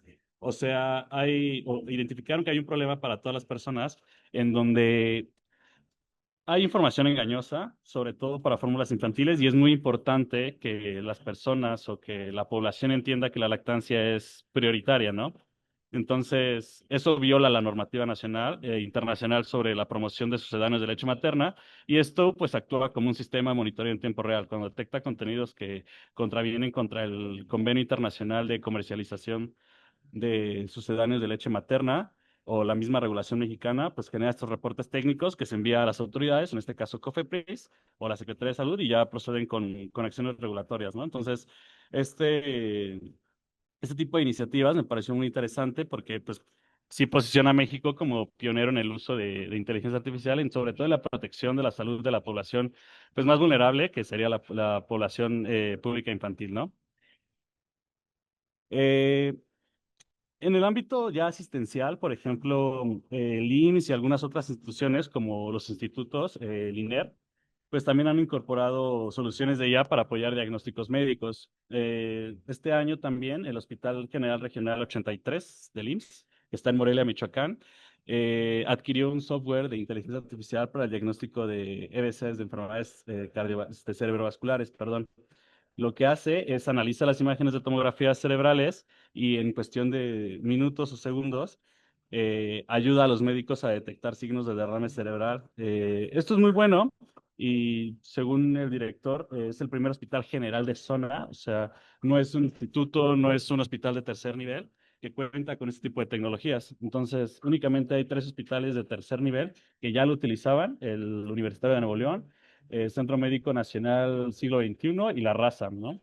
Entonces, pues esto pueden tomar decisiones más informadas. Sin embargo, también sabemos que el EBC es muy importante identificarlo por el resto de la población. Hay signos muy claros que hay que tener en cuenta. Entonces, bueno, es nada más un caso de uso muy específico. Inclusive en el INER se ha firmado convenios para mejorar el diagnóstico y el tamizaje de cáncer pulmonar a través también de tomografías. Entonces, hay muchas iniciativas ya en nuestro país que además de que se está empezando a regular, pues ya están empezando a experimentar con estos tipos de casos, ¿no? Eh, lo más importante o donde más hemos dado pasos adelante es en la telesalud y el expediente clínico electrónico, como les comentaba.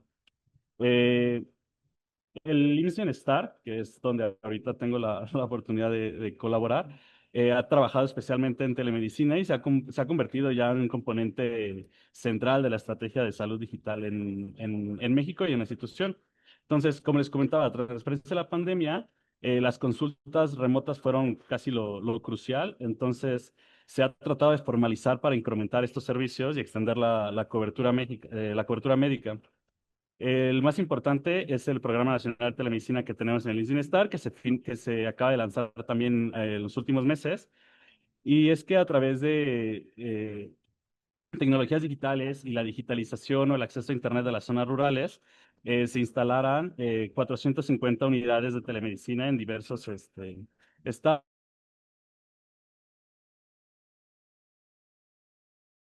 Eh, y bueno, se ha invertido 70 millones de pesos, ¿no? Esta iniciativa empezó en Chiapas, en la comunidad de San Quintín, en donde ya se hacen las consultas pediátricas de manera remota. Se conectan a los pacientes con especialistas del Hospital de Especialidades de Tuxtla Gutiérrez y ya no se tienen que mover de sus comunidades ahí en San Quintín, ¿no? Entonces, tienen ya equipos de alta definición, sensores conectados y ahí pueden auscultar al paciente en tiempo real, o sea, escuchar los latidos, revisar imágenes y esto pues sin que la familia tenga que recorrer, creo que son casi 300 kilómetros que hay desde esa comunidad al primer hospital de referencia, que es este, ¿no? Entonces, bueno, este tipo de programas intentan que este tipo de tecnología se basen en 3 ejes fundamentales, que es la conectividad clínica, la interoperabilidad tecnológica y sobre todo la formación continua del personal médico.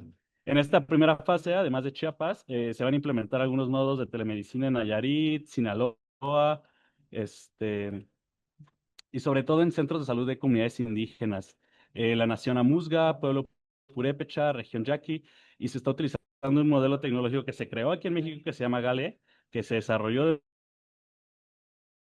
que la telesalud pueda de manera estructurada realizar consultas de especialidades de estas clínicas locales.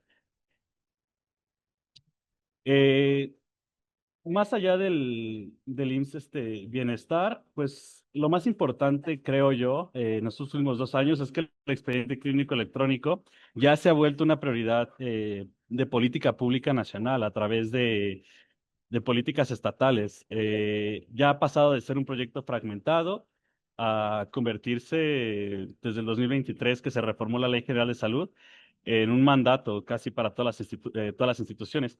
Se busca estandarizar la gestión de los datos de los pacientes, mejorar la continuidad de la atención y reforzar la seguridad de la información clínica a nivel nacional. Se enfatiza mucho dentro de esta nueva regulación, otra vez, el uso de la interoperabilidad entre los distintos sistemas de salud, y pues bueno, se trata de un cambio trascendental, aunque parezca que no, porque históricamente cada subsistema tenía su propio registro y eso obstaculizaba, perdón, la atención médica. Y ya para materializar los mandatos que hizo nuestra presidenta, pues se han creado distintos programas como el programa sectorial 2025-2030, que se publicó este mismo año, en donde se busca consolidar el expediente clínico electrónico en todo el sistema de salud. Y el plan es que para el 2030, o sea, ya hay fecha, en todos los niveles y en todas las entidades del sistema público, incluyendo el IMSS, el INSS-Bienestar, el ISSSTE y los servicios totales, estén integrados bajo este mismo programa, ¿no? Y ya hay casos de uso muy específicos, y es que en el programa Salud Casa por Casa que se está haciendo este año, ya se utiliza un expediente médico digital único y el programa de salud casa por casa no discrimina entre cuál tipo de institución pública es la que se está atendiendo, ¿no? Entonces ya hay casos de uso, ya hay programas en los que se utilizan expedientes médicos digitales únicos y bueno, esa es la intención. Sin embargo, es muy importante que podamos hacer como una comparativa en México en cómo estamos con respecto al resto de la región y sobre todo también con algunos países. Pues aquí está esta gráfica en donde nos comparamos frente a, frente a algunos de los países que están más avanzados en estos temas. Y es que México se ubica como en un nivel de madurez intermedio alto en cuestión de salud digital, aunque hay muchas áreas todavía por desarrollar para alcanzar a los líderes mundiales. En América Latina compartimos la fase 4 de madurez con otras naciones, como les comentaba aquí, Uruguay, Argentina, Chile, pero si hacemos un análisis un poquito más exhaustivo, pues hay varios matices importantes, y es que nosotros tenemos brechas de información en algunas de las categorías, sobre todo sugiere haber muchos rezagos o falta de datos en la capacitación, en la capacidad de tener información en tiempo real. Como lo comentaba la doctora Yalvi, no hay muchos repositorios de datos públicos, inclusive dentro de la misma instituciones públicas, el hecho de que todavía no hubiera internet hacía que los registros estuvieran atrasados por lo menos hasta 15, 18, 20 días, ¿no? Entonces, ese es como el área más importante. Estos monitoreos internacionales reportaron que México, al igual que Uruguay, aunque Uruguay tiene una interpretabilidad total y tiene internet en todo su país, además es un país mucho más pequeño, no proporcionó información completa en todas las áreas, ¿no? Son 7 áreas las que evaluaron. Estas evaluaciones se hacen desde de la OMS y de iniciativas como la de Transform Health, etcétera. Y sobre todo estrategias de inversión, fuerza laboral digital, normas de interoperabilidad, servicios digitales, cosa que Argentina y Chile, por ejemplo, sí reportaron avances en todas estas categorías. Entonces, México está a la par de estos países, sin embargo, todavía nuestro grado de implementación puede estar un poco más atrasada en algunos aspectos. A nivel global, pues México está tratando de mantener un compromiso creciente con este tipo de tecnologías. Sin embargo, ahí sí tenemos distancia ya muy grande con respecto al resto de los países que están en vanguardia. Por ejemplo, en Estonia, en Corea del Sur, en Canadá, que son los referentes en este tipo de iniciativas de salud digital, pues prácticamente el 100% de las interacciones de la atención ya se apoyan en sistemas digitales integrados, o sea, el 100%. Y los pacientes, a toda la población, posee control pleno de todos sus datos y eso es en línea. Entonces, pues México aún estamos construyendo esta infraestructura universal, esta cultura digital, pero de todas formas, pues se observan algunos indicadores positivos. El índice de cobertura de salud universal, que es uno de las partes importantes de las políticas públicas de gobierno, es que fue de 75 en el 2021. El promedio global es 68, entonces nada más para que tengamos una idea de que sí se intenta que haya una cobertura universal y pues eso sugiere que nuestro sistema tiene una base con la cual podemos comenzar a potenciar estos resultados. La penetración de Internet en México es del 83%, entonces eso también es es algo valioso. Y en gasto público en salud, creo que en México se invierte en 5.5% del PIB. Entonces, eso es inferior al promedio que dice la OCDE, pero se ha estado incrementando y parte de eso es a lo que se ha destinado a infraestructura en tecnología, ¿no? La inversión en salud en México creció 300% en 2023. Entonces, con respecto al año anterior, o sea, 2022 a 2023 creció un 300% y esto es según información de la Asociación Healthtech México. Eh, ¿Cuál es la hoja de ruta de México y de Latinoamérica para estos últimos 5 años? Conectar 100% el primer nivel, que es lo principal, disminuir las brechas sociales, el expediente clínico electrónico interoperable único, la gobernanza de datos sólida, es decir, que toda la información sea validada, que toda la información sea verificada, que sea accesible para el resto de la población, que haya inteligencia artificial de manera segura, que esté validada toda la inteligencia artificial, ya sea desde estudios clínicos hasta regulaciones como las que hace la COFEPRIS. y también que haya una capacitación masiva a toda la población. De hecho, también se acaba de lanzar la escuela más grande de inteligencia artificial en la región, esto también a través de la Secretaría de Transformación Digital. Y pues bueno, esa es la intención y ese es el panorama que tenemos, ¿no? La tarea pues obviamente está lejos. Todavía tenemos que consolidar y escalar estas iniciativas en los próximos años, entonces hay que invertir sostenidamente, hay que conectar el 100% de las clínicas. eh, Hay que utilizar más herramientas que nos ayuden a interoperar y sobre todo hay que ofrecer espacios como estos, como los que están ofreciendo, para poder hablar acerca de las iniciativas que se están haciendo en salud pública, ya no solamente desde la parte de la investigación, por ejemplo, desde el mismo Instituto de Enfermedades Respiratorias, en donde existe la Unidad de Ciencia de Datos que se implementó y que ha tratado de innovar en cuestión de análisis de información, de poder conectar toda la información de un solo instituto, solamente para que veamos que hay iniciativas de este tipo, que podemos llegar a hacer investigación como la que están presentando las doctoras, que podemos llegar a estar analizando la información desde nuestro genoma hasta el exposoma que presentó la doctora Patricia y poder realmente tener un impacto directo en la salud poblacional y en la salud pública. Era que quería mostrar como estas iniciativas que se están presentando en nuestro país, que si bien parece que son pocas, pues es muy importante que por lo menos tengamos una idea de qué es lo que se está presentando. Eh, Todo esto pues para que exista un mismo paciente, una misma historia dentro de todo el país y ya pasar del discurso a la operación. Traté de ser concreto porque pues igual ya es la hora, así que muchas gracias y pues aquí estamos. Muchas gracias, doctor David. Vamos a pasar a las siguientes preguntas. Entonces, por ejemplo, ¿qué se ve en el panorama para que este tipo de iniciativas, como estabas mencionando, Código Lactancia, así como los casos de implementación en el INER, para mejorar el diagnóstico y tamizaje de cáncer pulmonar en este caso, se vean de manera continua? O sea, que no sean casos aislados, sino tener más espacios para comunicarlo. Entonces, esto también está relacionado con respecto a cómo se asegura que la calidad y la interoperabilidad de los datos provenientes de diferentes fuentes sean concisas.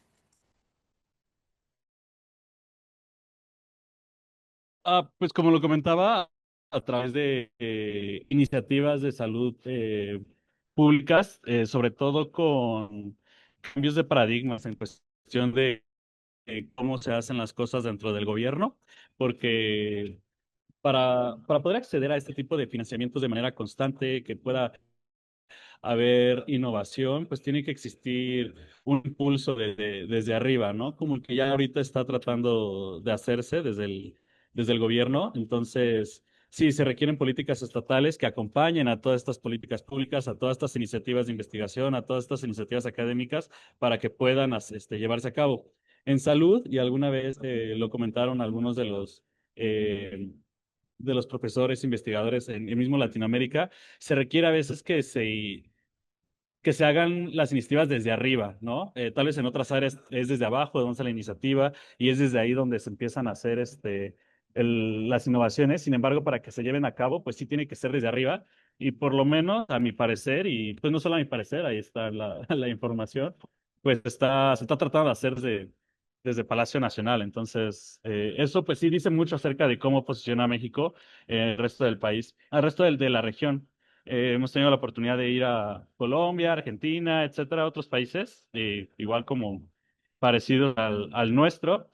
Y sí se valora mucho el hecho de que aquí en México se trate de una política nacional, de un acceso universal a la salud, y eso ayuda bastante a que este tipo de iniciativas se lleven a cabo. Un poquito el reto, pues, es convencer a este tipo de figuras que esto es importante y por eso creo que es muy importante los espacios de comunicación, el empezar a, a abrir lo que estamos haciendo, las investigaciones que se están realizando a la población y que pues pueda haber un impulso también de la población para que veamos que esto es algo que importa, tener un impacto directo en nosotros. Eso creo que es lo que. Ok. Y la última pregunta sería, ¿qué papel juega la infraestructura digital? O sea, por ejemplo, los repositorios, los estándares, conectividad, en el éxito de estos proyectos. O sea, con respecto a la apertura de la información frente al acceso de los datos que sabemos que es limitada en México.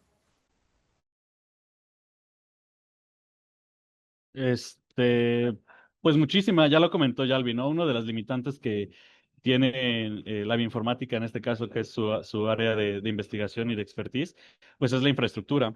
Sí se requiere invertir en infraestructura, así como se requiere construir hospitales, clínicas, acceso a Internet, pues también en el acceso a repositorios de datos, en tener la famosa infraestructura, pues es muy importante hacerlo bajo estándares de calidad y para eso sirve mucho hacerlos abiertos.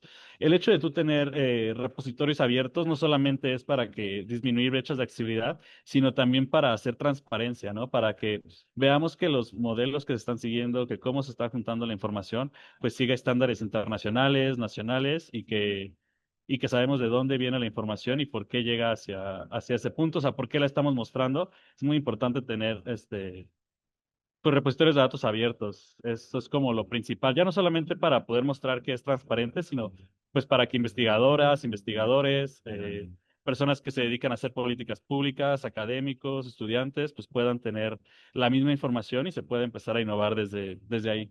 Yo creo que va por ahí. Muchas gracias, doctor David, por la visión hacia el futuro de México en la salud pública digital, contemplando la interoperabilidad, gobernanza y las buenas prácticas. Entonces, invitamos también a la doctora Yalvi y a la doctora Patricia a la siguiente pregunta, ¿no? Siéntase con la confianza para dar su opinión, sugerencia.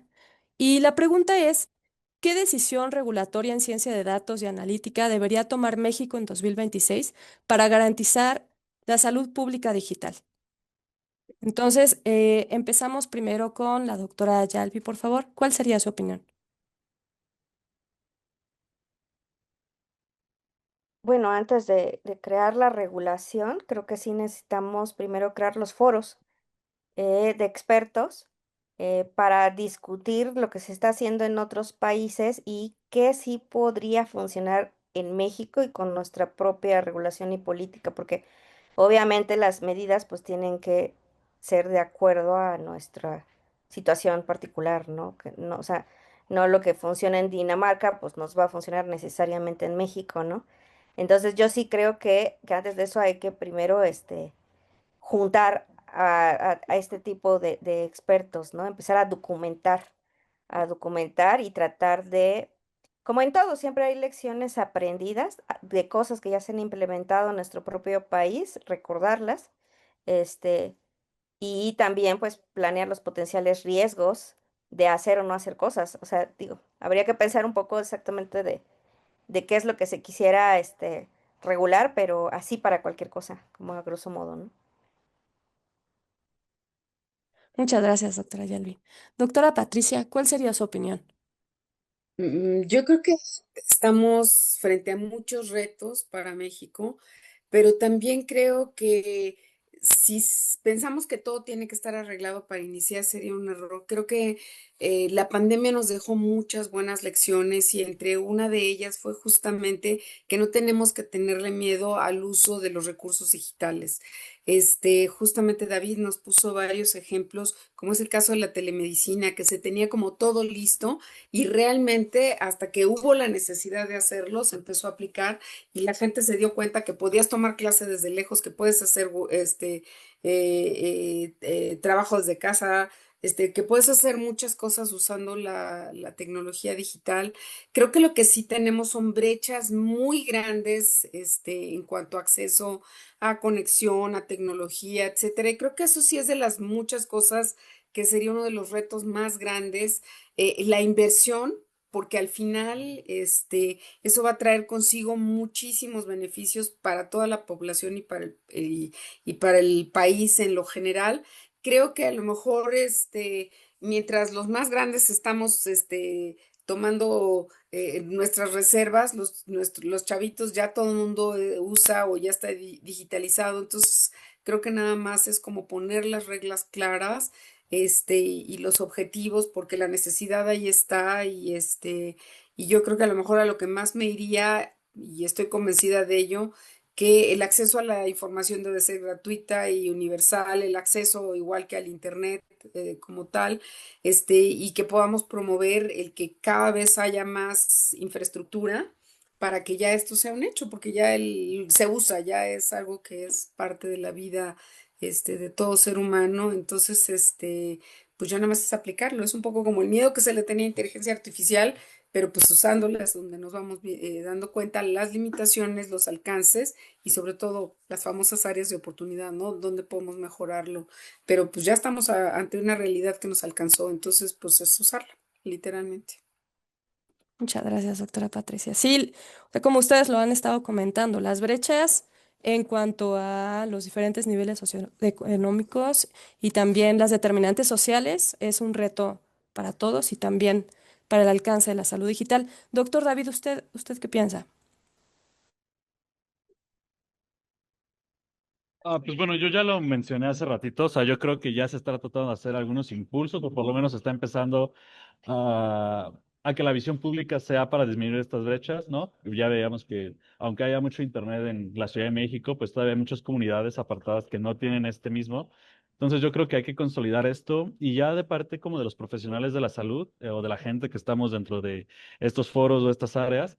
eh, pues poder adoptar algunas tecnologías, algunos nuevos conceptos, formas, nuevas metodologías de ver y de acercarse hacia la realidad que tenemos en salud, sobre todo analítica, ¿no? O sea, me refiero a conocer formas de hacer analítica con datos clínicos, con datos poblacionales, epidemiológicos, no solamente para hacer investigación o para escribir un paper, sino pues sí para impactar directamente en las poblaciones. Yo creo que eso puede ser algo que lleve a que se aumente el piso que tenemos en nuestro país para poder adoptar esto, ¿no?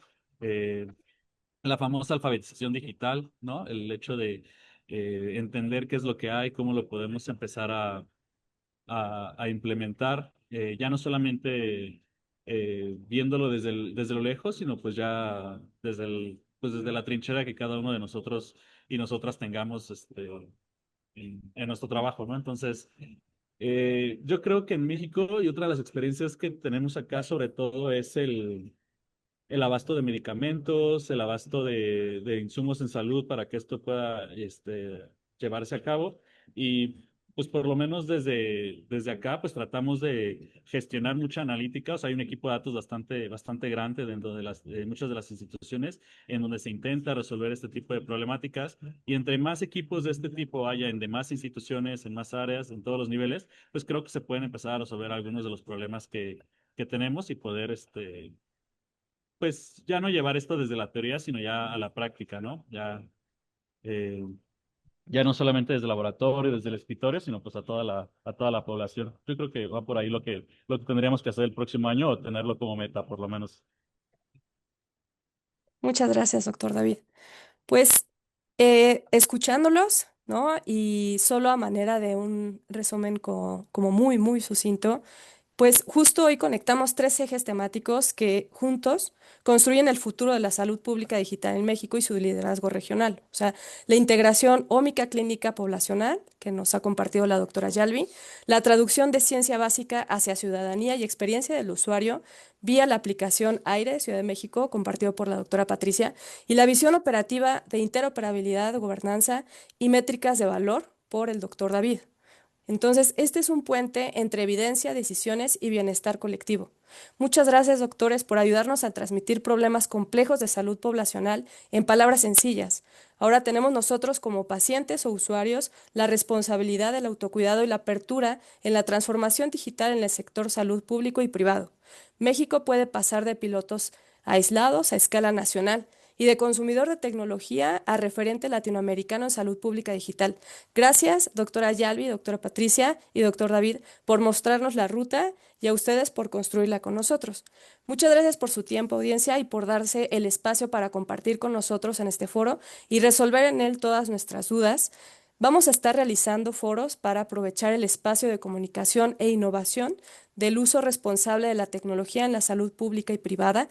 Síganos en nuestras redes y estaremos atentos a escuchar sus opiniones y colaborar con ustedes con miras hacia el futuro próspero de México en la salud pública digital. Muchas gracias. Gracias, doctoras. Que Gracias. tengan bonita noche. Gracias. Gracias. Muchas gracias, un placer. Chao. Muchas gracias.